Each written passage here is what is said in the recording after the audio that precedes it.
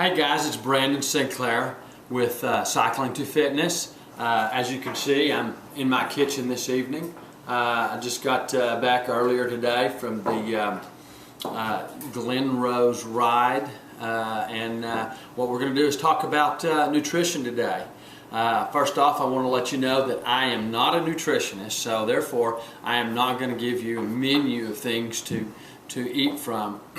I basically can tell you that there's plenty of information out there on the internet, in the bookstores, that you can get. However, what I am going to tell you is what most endurance athletes use for nutrition.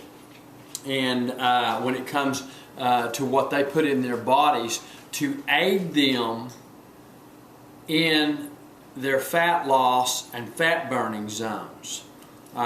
It's not necessarily a diet that we want to go on, but what it is that we want to nutritionally eat foods, first off, that are fresh when it comes to your vegetables and fruit groups, instead of canned vegetables and fruits. Typically they come with a lot of sodium and sugars in them that don't do us any good.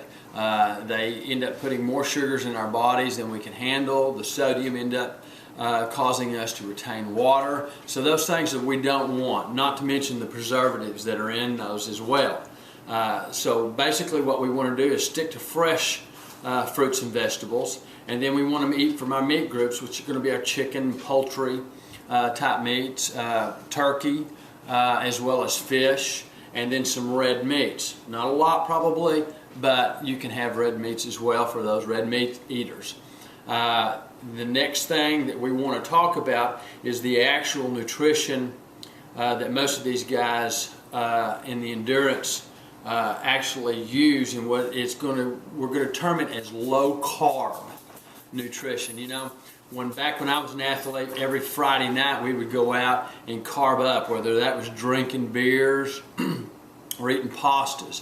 And in some degrees it did help a little bit, but when you go to sleep overnight, you've got all these carbs in your body, and what does your body do? It says, we can't use this stuff, let's store it. So therefore we will get back right into the same boat that we're trying to avoid. Now if you want to do a 30 to an hour carb before you get into an event, you know, take a GU, take a honey stinger.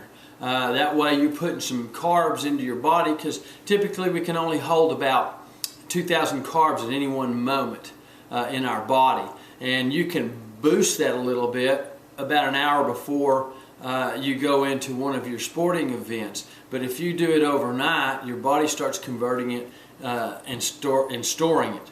So what we want to do at this point in time is instruct you that most of these endurance athletes are on low carb nutrition.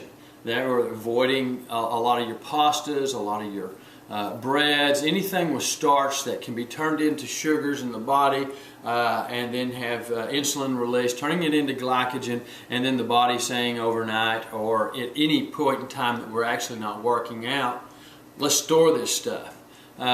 We've got enough at 2 and 5% on our body that we can go for hours burning that fat, and our body will put it back for us when we need it. I promise you. And you know, you can go on the internet, you can pick out whatever low carb diet plan or nutrition plan that you feel comfortable with in terms of doing this training. And it goes hand in hand with our heart rate and our VO2 and how we're going to burn, get in that fat burning zone. So just remember, that's what this is all about, getting ourselves in shape. Burning body fat is our fuels. Losing weight, our performance goes up. Guys, it's Brandon Sinclair. I'm going to let you go for tonight. Remember, live strong, live long, and we'll see you out there cycling to fitness.